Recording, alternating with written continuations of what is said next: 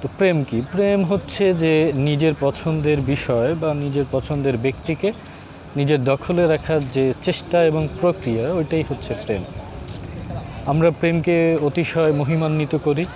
আসলে প্রেম অত মহিমান্বিত কোনো বিষয় না, কোনো আমলেই ছিল না, এখনও নেই।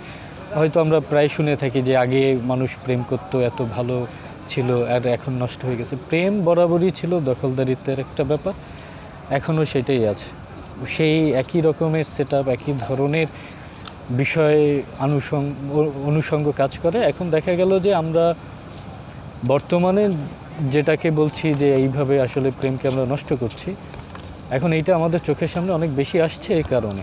আবার আমরা বলি যে অনেক বেশি স্বার্থ সম্পর্কিত হয়ে গেছে প্রেম। এটা বরাবরই ছিল, এখন নতুন কিছু না। মহিমান্বিত করার কিছু নেই।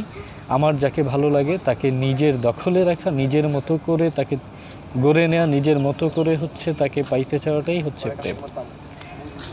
আর প্রেমে আমরা কেন পড়ি? কারণ প্রত্যেকটা জিনিস এই পৃথিবীতে যা যা আছে ভালো লাগার বৈশিষ্ট্য নিয়েই আছে। কারণ আমার হয়তো গাছ ভালো লাগে, অন্য কারো হয়তো জল অর্থাৎ নদী ভালো লাগে, কারো পাহাড় ভালো লাগে, কারো সমুদ্র ভালো লাগে। এই যে ভালো লাগা আমরা বলছি, এটাই প্রেম এক ধরনের, এবং এইটাকে আমি মহিমান্বিত করার চেষ্টা করি যে পাহাড়ে এই আছে, পাহাড়ের সৌন্দর্য এত এত। আবার কারো কারো সবই ভালো লাগে। এরকম কেউ কেউ হয়ে প্রতিনিয়তই আমরা প্রেমে পড়ি, কিন্তু আমরা সেটাকে আসলে মহিমান্বিত করার চেষ্টা করি যে না, এটা ভালো লাগা, এই ভালো লাগা ভালোবাসা এক না, প্রেমে পড়াও এক না, প্রেমে পড়া আর এক জিনিস। হ্যাঁ, প্রত্যেকটা প্রেমই হচ্ছে তোমার জৈবিক ক্রিয়া দ্বারা নিয়ন্ত্রিত। সেখানে প্রত্যেকেরই আকাঙ্ক্ষা থাকে। আমরা আসলে বলতে চাই না যে আকাঙ্ক্ষা আছে।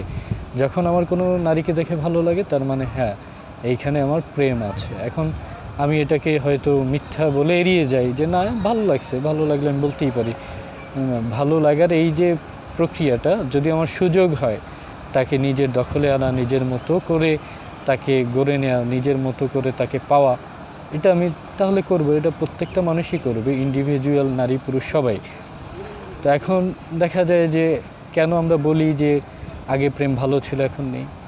এখন হয়তো আমাদের চোখে পড়তো না বা আমরা সেটা জানতাম না। এখন আমরা প্রতিনিয়ত দেখতে পাই যে আসলে আমরা স্বার্থ কেন্দ্রিক হয়ে গেছি অনেক বেশি। এটা আগেও ছিল। কখনোই আমার মনে হয় না কোনো যুগেই একজন বীর পুরুষ সে কোনো সাধারণ নারীর প্রেমে পড়ে গেছে। এটা এক্সেপশনাল তো আর উদাহরণ হতে পারে না। সবসময় আমরা দেখি যে ক্লাস মেনটেন করেই প্রেম হয়।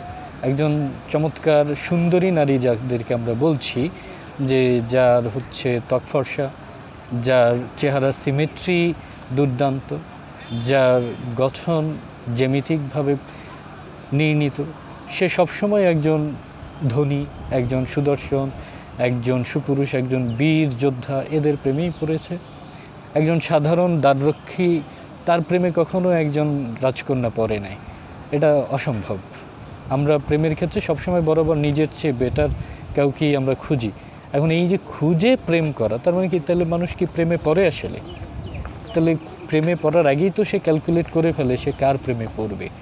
কারণ আমি কেমন ছেলে চাই এটা জিজ্ঞেস করলে একজন নারী বলবে সে এত লম্বা হবে, তার চেহারা হয় ফর্সা হবে নয় ডার্ক হবে, তার চুল এমন হতে হবে, তার চরিত্র এমন হতে হবে, তার ক্যারিয়ার এমন হতে হবে। কেউ বলবে আমার ব্যাংকার পছন্দ, কেউ বলবে আমার টিচার পছন্দ, কেউ বলবে আমার মিডিয়ার লোকজন পছন্দ। তার মানে কি ক্রাইটেরিয়া আগে থেকেই ফিক্সড করা। তার মানে প্রেমে পড়ার ব্যাপারটা থাকলো, নির্ণয় করা হয়ে গেল, খুঁজে নেয়ার ব্যাপার হয়ে গেল। তো এইভাবেই আমরা প্রেমে পড়ি। আমার যে জিনিসটা ভালো লাগে আমি সেটার মতো করে একজনকে খুঁজি বা পেয়ে যাই। এখন এইটাকে এত মহিমান্বিত করার কিছু নাই। মানুষ প্রতিনিয়ত তার ভালো লাগা বিষয়টার প্রতি প্রেমে পড়ে। কোনো নারী একজন, সে এখন বর্তমান বাংলাদেশের প্রেক্ষাপট, একটা হেজাব পরা মেয়েকে তার ভালো লাগতে পারে, যদিও হতে পারে যে সে হেজাব পরার পছন্দ করে না, তারপরেও কোনোভাবে একটা মেয়েকে, সে তার হেজাব পরা মেয়েকে ভালো লেগে যেতে পারে।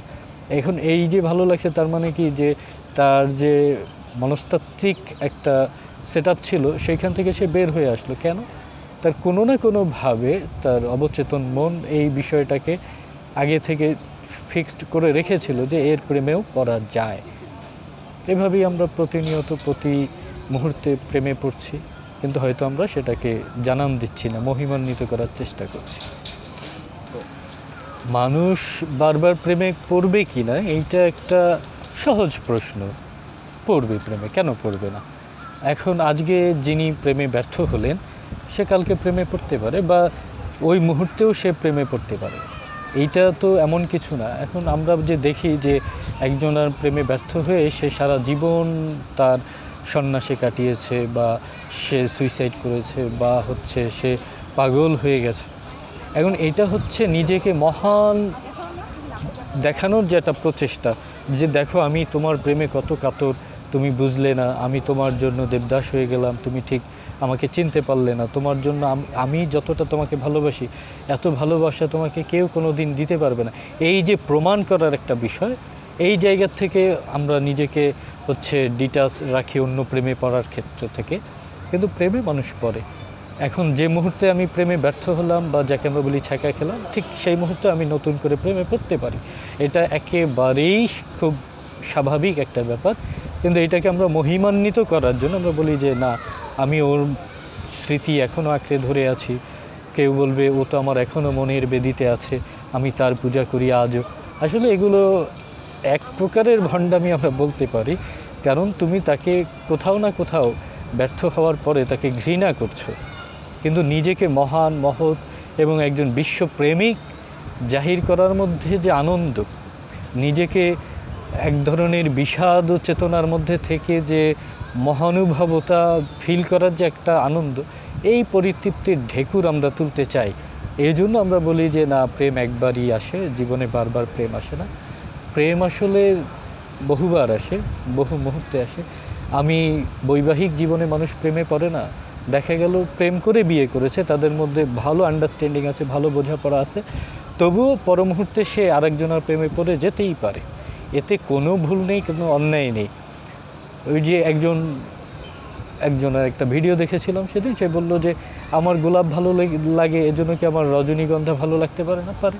তা আমি যে পুরুষ, আমার একক পুরুষ, সেই পুরুষে আসক্ত হওয়ার পরেও আরেকজন পুরুষের গুণমুগ্ধ হওয়া কোনো অন্যায় কিছু না, হতেই পারে। এখন মানুষ, আমরা সমাজে যেটা চাই যে ওই ভালো লাগাটা, ওই মুগ্ধতাটা আমরা আসলে আইসোলেট করে রাখবো, এটা প্রকাশ করব না, তাহলে সমাজে বিশৃঙ্খলা দেখা দেবে। এই কারণে হচ্ছে আমরা বলি যে না, প্রেম একবারই আসে, প্রেম বারবার আসে না। আমরা মহিমান্বিত করার চেষ্টা করি, আর কিছু না।